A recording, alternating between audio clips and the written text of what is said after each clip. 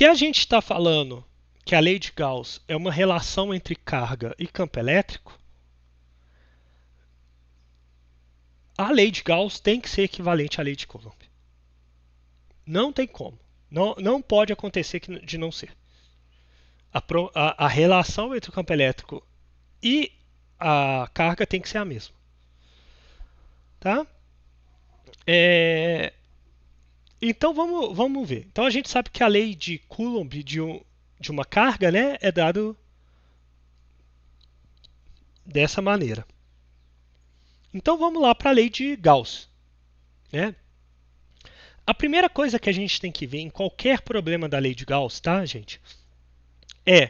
Escolham uma superfície gaussiana para fazer a conta que tenha a mesma simetria da distribuição de cargas. Se não tiver a mesma simetria, quebra a distribuição de cargas em várias, de tal forma que você recupere simetrias que vocês saibam fazer as contas. Tá? A gente vai mostrar um exemplo, o último exemplo dessa aula. Tá? Então, se a gente tem uma carga pontual, né, lembra que o campo é radial. Né? Então é um campo que ele tem uma simetria esférica. Se eu estou no ponto da carga, se eu olhar para qualquer direção, eu vejo o mesmo campo elétrico. Né? Só depende da distância. Não depende do ângulo que eu estou olhando. Se eu estiver sentado em cima da carga. Né? Então a gente tem uma simetria esférica.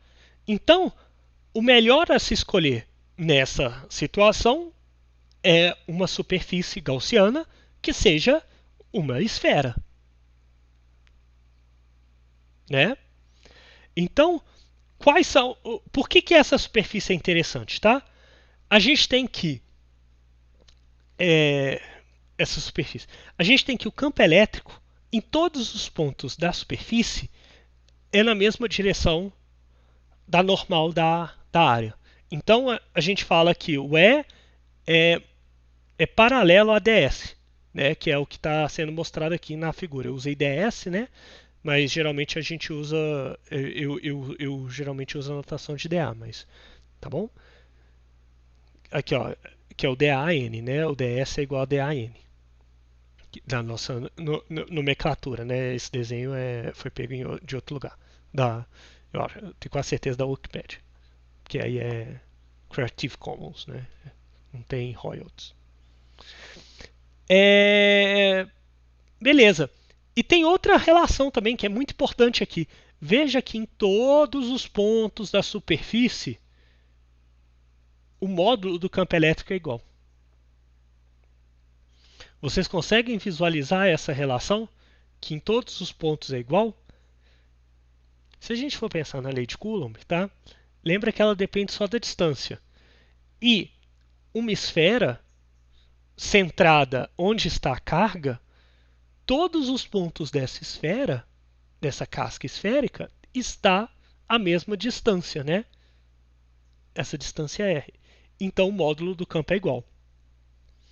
Então veja que isso facilita demais a conta. O produto escalar é 1. Né?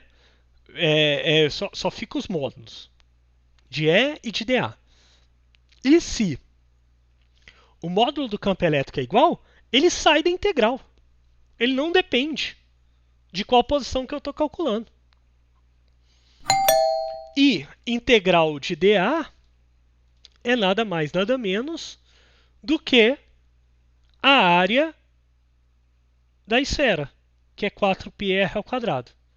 Então, o fluxo total é 4πr ao quadrado E. Aqui o E sem vetor é o módulo de E, tá? Então, se eu fizer jogar na lei de Gauss, nós temos que esse 4πr ao quadrado é igual ao Q interno sobre ε0. Quem que é o Q interno? Tá? É a carga positiva. Então eu substituo lá Q, que é isso aqui.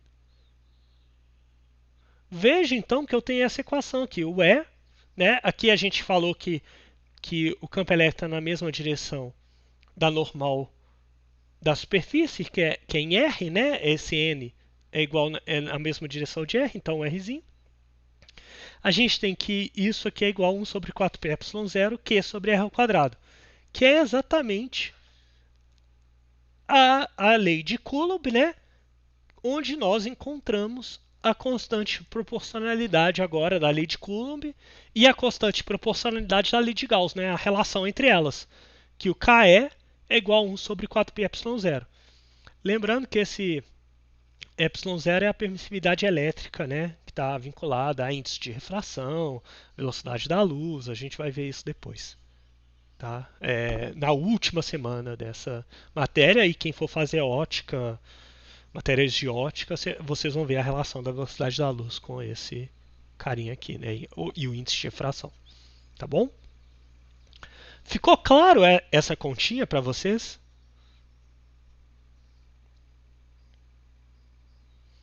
Ficou alguma dúvida? Por que eu escolhi a esfera? É, essas coisas? Não? Beleza, pessoal. Então vou tocar o barco.